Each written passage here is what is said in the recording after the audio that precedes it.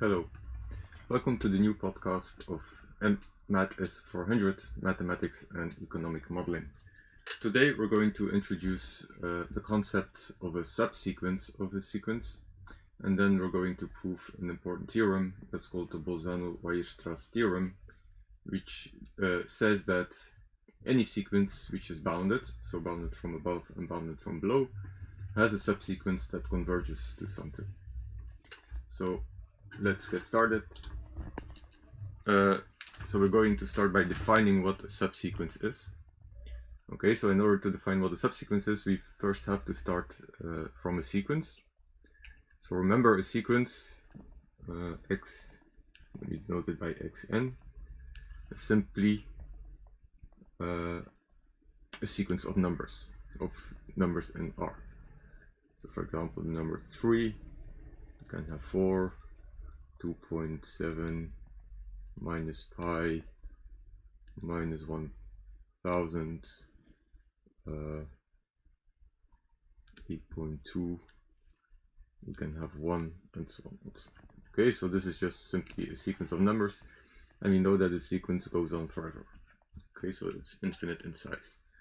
So remember, when we defined the sequence, we said, okay, 3 is the first element, so we can associate it with the number 1.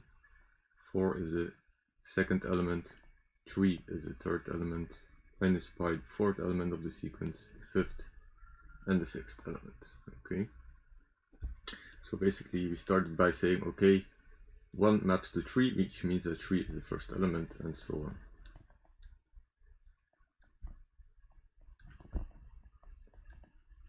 Okay. And remember that we defined the sequence. We said that the sequence can be defined as a function f from natural numbers 1, 2, 3, 4, 5, 6, and so on and so on, to the real numbers R. So we said fn, right? If you look at the nth number, which can be somewhere here, then the nth number will map to the nth number in the sequence, and this is our xn. Okay, so we denoted fn also by xn with subscript n. Okay, so this is a sequence. So what is now a subsequence? Well, in order to make a subsequence, what do? You start with the first element and you walk along the subsequence. Okay, and here and then you pick an element from the sequence. Okay, so for example, let me pick 4, then I skip some of them, then I pick minus 1000, then I can skip another few of them, maybe I also pick 1, and so on and so on. Okay, so this terms in red here, I can make a sequence out of these numbers, right? So the first element will be 4, the second one will be minus 1000, the third one will be 1, and so on and so on. Okay, so the idea is here also I never stop picking elements from the sequence, right? So however far I am, I now and then I still pick something from the sequence. Okay, so these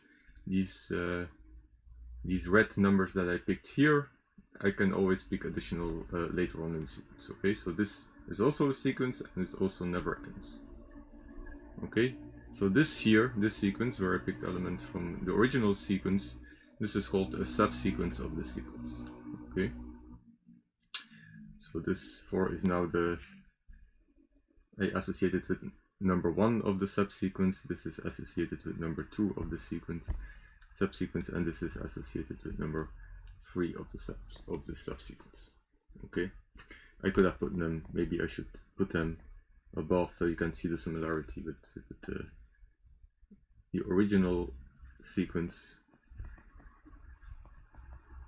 Okay, and at some point I will have an nth element. Okay, so this is simply a subsequence. How do you generate a subsequence? Well, you go along the original sequence, and now and then you pick an element out of the sequence. Okay, and you keep doing this, and all the elements that you have picked from this sequence, this is called a subsequence. Okay, so there exist many subsequences. Okay, the original sequence is also a subsequence of the sequence, right? It's just a subsequence generated by picking every element of the original one. Another subsequence can be that I skip the first million elements and then start picking every second element from 1 million onwards, right? So I pick element 1,000,001, 1,000,003, 1,000,005, and so on. Okay, so you can generate subsequences in many different ways. Okay, so how do we model this formally? So we do it in the following way. So remember, sequence, the first element of the sequence is x1, the second element is x2, x3, x4, and so on, xn at infinity. Okay, so this is the second element of the sequence, this is the third element of the sequence, the fourth, and this will be the nth element of the sequence, right? So this arrow is, remember, this is like the function f that you had before, right? So f of n is xn. Okay, so how do we generate, how can we formalize the subsequence? So for example, let me assume that I picked x2, I picked x4, let me get some more, x5, x6, and maybe I also picked x5, right? And then further on in the sequence I also picked additional numbers, but this is just the start. Okay, so what I know is that x2 is the first element of the subsequence, right? So I would like to associate it in some way the number 1. Okay, so what I can do, I can copy the numbers here and so on. Okay, so this is the first number of my subsequence. So what I can do, I can say, okay, how do I generate this first number? Well, I first map 1 to 2, and then I take the second element of the sequence. Okay, so x4 is the second element of my subsequence. So how can I visualize this? Well, this is the same as first mapping 2 to the number 4, and then taking the fourth element of the original sequence. The third element of the subsequence, I can generate this by first mapping 3 to 5, and then taking the fifth element of this sequence. Okay, so let me call this the function. Normally I will denote this by the function phi. Okay, so what do we have? We have phi of 1 is equal to 2, right? Which means that the first element in the subsequence is the second element in the original sequence. The second element in the subsequence is the fourth element in the subsequence. The third element of the subsequence is the fifth element of the original sequence, and so on, right? So this is basically how it goes.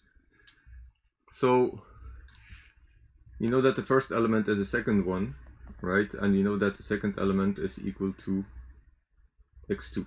Okay, so basically x2 is the same as x phi of 1. Okay, phi of 1 is equal to 2, and I'm wanting to choose x2, so this is the first element of my subsequence. I can do a similar thing here. x4 is the second element of my subsequence. Well, this is x phi 2.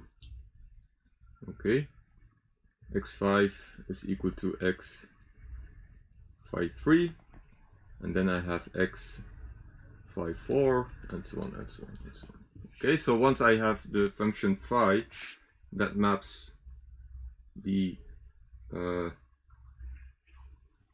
element of the subsequence to the rank of the element in the original sequence, I can generate a sequence of real numbers from this sequence. Okay, so in general I will write, so if I know phi, right, if I know this function here, then the subsequence is equal to x phi of n, and now n ranges over all natural numbers. Okay, so this is how we're going to denote the subsequence. x phi of n, and the phi n is in the subsequence. So this phi of n will point to the which element and original sequence we were talking about. So x of phi of n will be this nth element in the subsequence. Okay, so what are the restrictions on phi?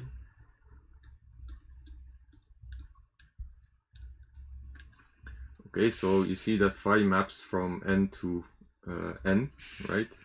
So we know that phi is a function from the natural numbers to the natural numbers.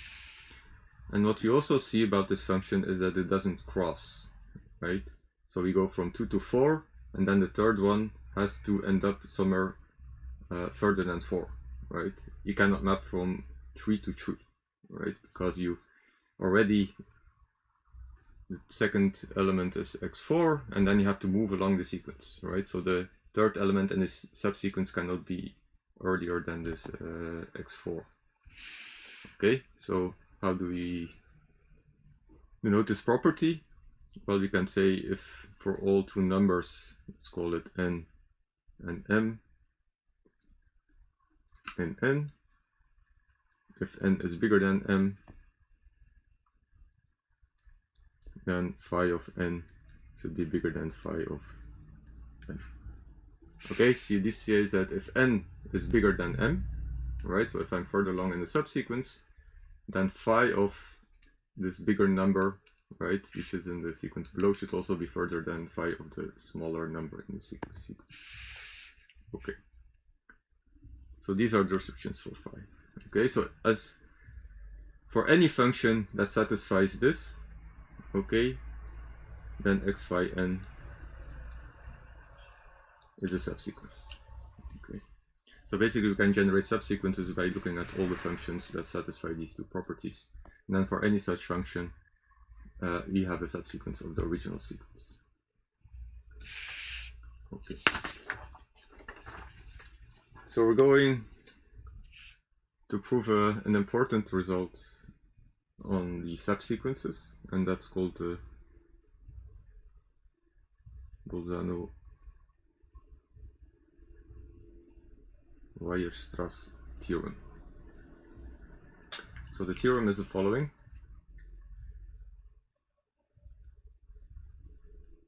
Every bounded sequence xn. Okay, so you know what the bounded sequence is. It's a sequence such that there is a number that's bigger than every element in the sequence, and there's a number that's smaller than every number in the sequence. Okay, so there's, if this is R, and then my sequence lives somewhere here, this first element, the second element, the third element, and so on and so on. Then I can find a number here such that every element in the sequence is below, and I can find a number here such that every element in the sequence is above, right? So the sequence doesn't cross these two lines. Okay, so this means that the sequence is bounded. So you can say that there exists formula. It's always good to think about the concept and then try to write it down as a formula. Right? So bounded means that there exists a number m, okay, such that for all n and n, this here, the absolute value of xn is smaller than n. Okay, so in particular here we have that this will be m and this will be minus n. Okay, so if you have a sequence and m and minus m is not equal, you can always make them bigger, right? So in the end you always find a number such that it's equal to m and the negative of the set number. Okay, so this is a formal formula for having the property of a bounded sequence. Okay, so we have a bounded sequence, and then the theorem says every bounded sequence xn has a convergent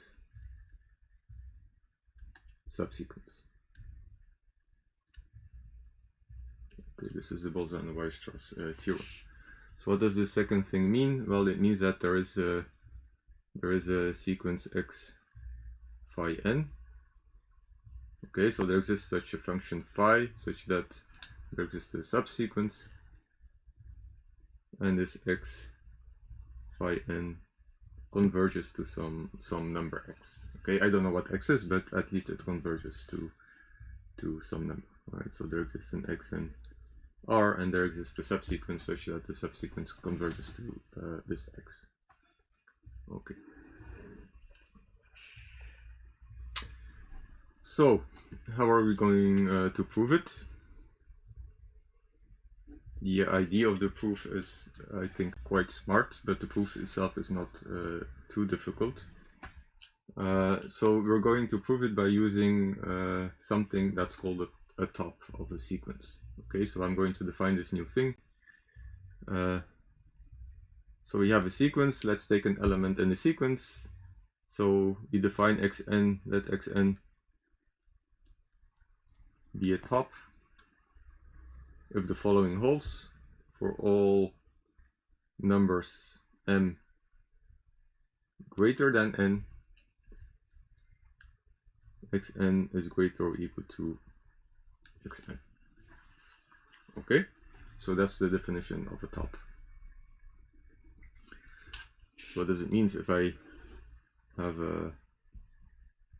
I'm in R, I have the sequence for its first element, second element, third element, fourth element, fifth element, sixth element, and so on. And suddenly I hit xn, right? So let this be xn.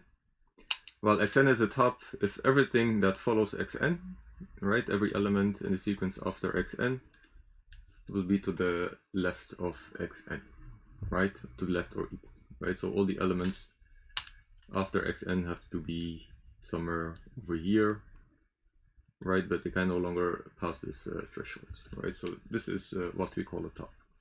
Okay. So there are two possible cases that we will discuss. So there, case A, right? And the case A says that there are infinitely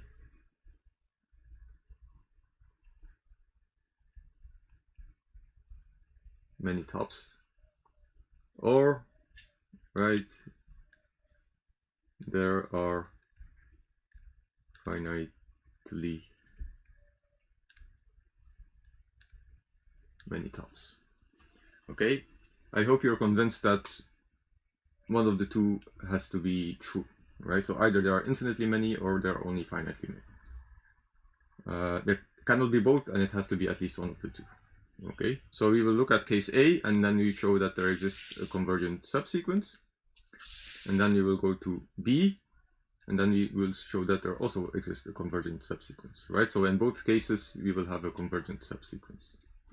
Okay, so assume that we are in case A.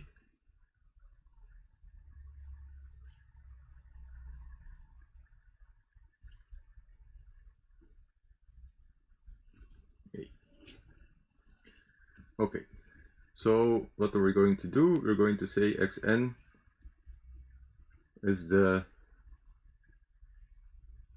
position of the nth top. Okay, so what does it mean? It means that, let's say that x4 is the first top in the sequence, right? There are infinitely many, so let me take the first one. Then you have that phi1 is equal to 4, right? So the first element in my subsequence is x4. Okay. Then x4 is first element in my subsequence. Okay, if x10 is, for example, the second top, then x10 is the second element in my subsequence, right? And phi2 is equal to 10, and so on, right? So the first element, the first top is the first element in my subsequence, the second top is the second element in my subsequence, the third top is the third element in my subsequence, and so on and so on. And this is a subsequence, right? Because there are infinitely many tops, right? So I will never stop generating I will never stop finding the next top, okay? Because there are infinitely many. So this will be a sequence, right? It will never stop. Okay. So what do we know? Well, let me look at x phi1, right? This is the first top. And let me look at x phi 2. Okay, so x phi 1 is a top, which means that for anything that follows this element, they will always be to the left of x phi 1. Okay, in particular, x phi 2 is somewhere in the sequence beyond x phi 1. Right, this is the first top, this is the second top, so the second top is after the first top. Okay, so I know that x phi 1 is greater or equal to x phi 2. Okay, because x phi 1 is a top. Now, if I look at x phi 3, well, x phi 3 is after x phi 2, right? Because this is the third top and this is the second one, so this one comes before this one. And this is a top, okay, because I'm only looking at the tops. So this is also greater or equal, okay? And I can continue doing this. This is greater than x phi 4, and so on and so on, okay? So do I have x phi n, the subsequence, is a non-increasing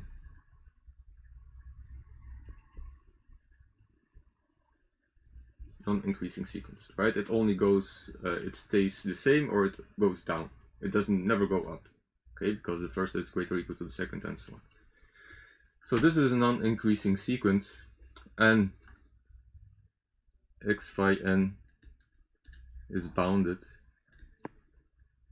So why do we know it's bounded? Well, we know it's bounded because the original sequence is bounded, right? So if the original sequence is between m and minus m, then the subsequence, I'm just picking elements of the original one, also has to be between these numbers.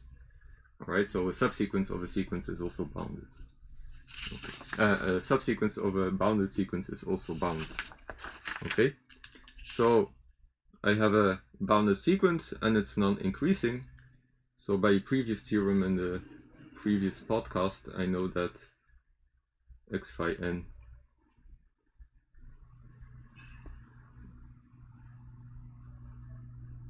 converges. Okay, in particular, it will converge to the infimum of this sequence. Okay, so this is the first part. If there are infinitely many tops, how do I generate my subsequence? Well, I take the subsequence of all tops. This subsequence is non-increasing, and it's bounded from below, so it converges. So now let's take case B. Assume case B, right? So in case B, there are only finitely many primes. There are only finitely many tops. Finitely. Speaking and writing at the same time are very difficult. So there are only finitely many tops. Okay, that's case B. So how do we find the convergent subsequence in this case? Well, what we do? So we only have finitely many tops. Okay, so for example, x1 is the first top, x4 is the second top, and so on. But after some time, we have to finish, right? Because there are only finitely many. So we can find the last top. So let x begin, right? Be the last top. Okay. There exists a last top because there are only finitely many of them. Okay, so that's the nice thing about this proof. There's only finitely many tops. We pick the last one. And now let's look at xn plus 1, right? So this is the first element in the sequence beyond the last top. Okay. Now what do we know about xn plus 1? Well, we know it's not a top, right? Because it's beyond all tops. There are only finitely many. I pick the one after. This cannot be a top. Okay, this is for sure. Everything that follows, that comes after this this number is never a top because this is the last one.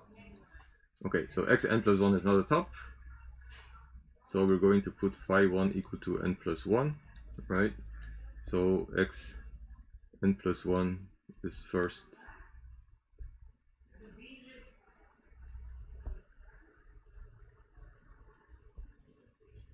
is my first element in the subsequence. Okay. So what do I know? I know it's not the top. Okay, so which means that this definition is not satisfied. Right? It's not the case that for all m bigger than n, xn is bigger than xm. Okay, so what does it mean for xn to be not the top? Well, we have to negate this formula. Alright, so what happens if we negate this formula? Well, then we know that there exists an m bigger than n such that xn smaller than xm. Okay, if xn is not a top. So this is not a top, so I know that there exists an m bigger than n plus 1, right? So instead of n substituting big N plus 1, right? So there exists an m bigger than big N plus 1 such that xn plus 1 is smaller than xm. Okay. So it's not a top, so there has to be something in the sequence beyond which is bigger, right? That's how it is. And this is what this is. There is an element further on which is bigger. Okay, so I know that there exists an m that satisfies this definition. So take this element, right? So if I know there exists something, I can find it, I can take it, I can do whatever I want with it. Okay, so you know that there's something beyond xn plus 1 that's bigger than xn plus 1. So take this element. Let's say that this element is xn, right? So big M is the n here that satisfies this property. So what do I know? I know that xn plus 1 is smaller than xn. Okay. So what we're going to do, the second element of my subsequence, I'm going to put this equal to this xm here. Right, so xm is second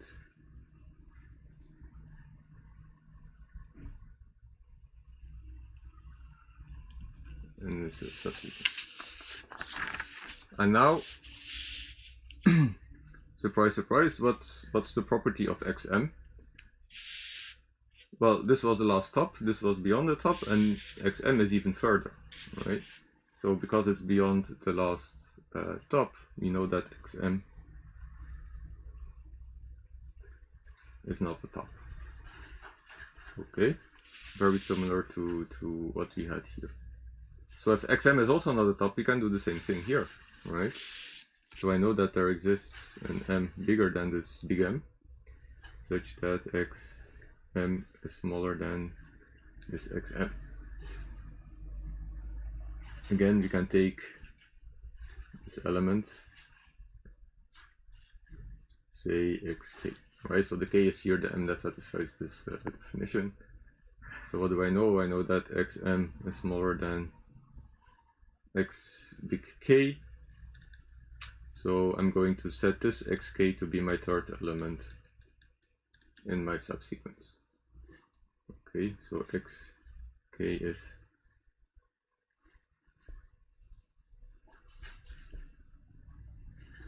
sequence. Xk is the third element in the subsequence, and because xk is even further than xm in the sequence, right? And x is bigger, xk is also not a top. So what I do, I can find something that's bigger than xk. I make this the fourth element. This fourth element, I know it's not a top, so I can find something further in the sequence that's bigger. I call this the fifth element, and so on and so on and so on. So repeat forever. Okay, mathematics, you can repeat things forever, no problem. So this here, this first was x phi 1, this x big M, this was x phi 2, right, the second element in my subsequence. This was x phi 3, the third element in the subsequence, and so on and so on. So I get a sequence, actually I get a subsequence x phi 1, x phi 2, x phi 3, x phi 4, and so on and so on and so on. And what do I know about this subsequence? Well, I know that x phi 1 is smaller than x phi 2. Okay. And I know that x phi 2 is smaller than x phi 3. And because each time I've picked something in the sequence further on that was bigger, I have that all these inequalities are satisfied. Okay, I always go up, I never go down in the sequence.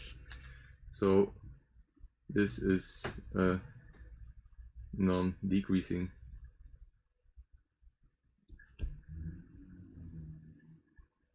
sequence. Okay, plus x phi n is bounded. Okay, remember the original sequence was bounded, so a subsequence is also bounded. And if you have a non-decreasing sequence which is bounded, well, then we know by the previous podcast that this sequence converges. Done. Okay, in case A, where there were infinitely many primes, we have found that there is a convergent subsequence. In the case where there's only finitely primes, why am I talking about primes? In the case where there are infinitely many tops, we have found that there is a convergent subsequence. In the case that there are finitely many tops, we have also shown that there's a convergent subsequence. We are either in case A or case B, so there's always a convergent subsequence. So this finishes the proof, and this also finishes this podcast.